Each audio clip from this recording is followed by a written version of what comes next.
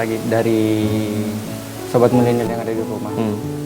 Ini apa kira-kira yang menyebabkan seseorang itu dari sikapnya yang kaku dan hal sebagainya itu bisa mengatakan orang bisa gampangnya itu mengatakan bid'ah, Ustaz. Apa ya kira-kira yang menyebabkan orang seperti itu yang Iya, yang pertama itu karena kurang dia belajar. Dia hanya terlalu manja dalam belajar. Dia bergantung kepada gurunya. Ya. Dia merasa final itu dengan gurunya.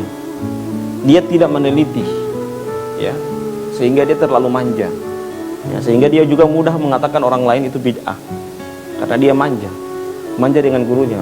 Maunya apa yang dikatakan oleh gurunya itu sudah final. Tidak perlu diteliti lagi. Ya, itu namanya manja. Manja dalam belajar. Yang kedua, sistem dia belajar tidak sistematis. Ya. Datang ke kajian cuma 1-2 kali, hilang lagi. Nanti 1 bulan kemudian baru muncul lagi. Ya. Tidak sistematis. Akhirnya ya itu cara belajar juga begitu. Cara bersikap juga begitu. Karena apa?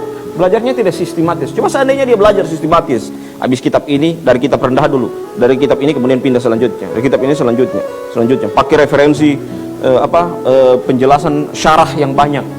Dia akan pasti bijak. Oh jangan, ini banyak pendapat. Oh ini hati-hati akhirnya. Pasti seperti itu. Karena apa? Karena banyak referensinya. Tapi kalau dia cuma terpaku 1 buku saja, cuma matan saja, dia pahami sendiri. Yang mensyarah lagi gurunya.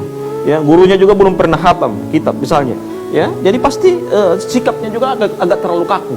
Ya, dalam bersikap. Nah, inilah butuh kedetailan, dan itulah kadang seorang ketika dia bersikap seperti ini, dia tidak detail dalam bersikap, tidak bijak dalam bersikap, karena cara dia membahas juga demikian. Kalau dia cara pembahasannya detail, cara dia menghukumi juga detail, ya, tidak berhati-hati sekali dalam bersikap, pasti dia akan berhati-hati juga dalam menyimpulkan, ya, karena orangnya belajar. Kalau orang belajar itu tunggu dulu.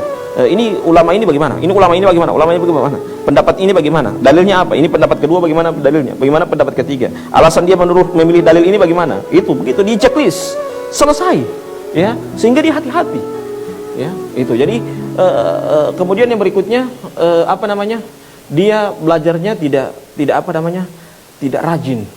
Dia malas belajar. Kalau orang yang cepat belajar dan waktunya memang terikat dengan ilmu, pasti dia hati-hati. Pasti hati-hati. Karena apa? Hidupnya dengan ilmu. Ya. Segala sesuatu dalam kehidupannya, 1 hari dia belajar 4 jam. Selesai itu hidup. Ya. Sisanya dia mencari, sisanya dia untuk memberikan nafkah, sisanya yang lainnya untuk kehidupan dunianya. Dan sisanya dia belajar. Kalau sudah belajar seperti itu, sudah aman. Aman itu hidup, dan dia pasti tidak akan kaku dalam menyikapi bid'ah tersebut. Wallahu a'lam bishawab. Ini kan saya mahasiswa. Iya. Mahasiswa di Universitas Gorontalo. Nah, kebanyakan dari teman-teman saya itu hanya terfokus dari hanya satu guru saja, satu ustaz. Iya, itu yang saya bilang tadi. Dia menganggap gurunya itu final. Bagaimana cara kita itu? Iya, itu yang namanya. Itu yang saya bilang tadi. Dia menganggap gurunya itu final. Dia malas belajar, malas meneliti.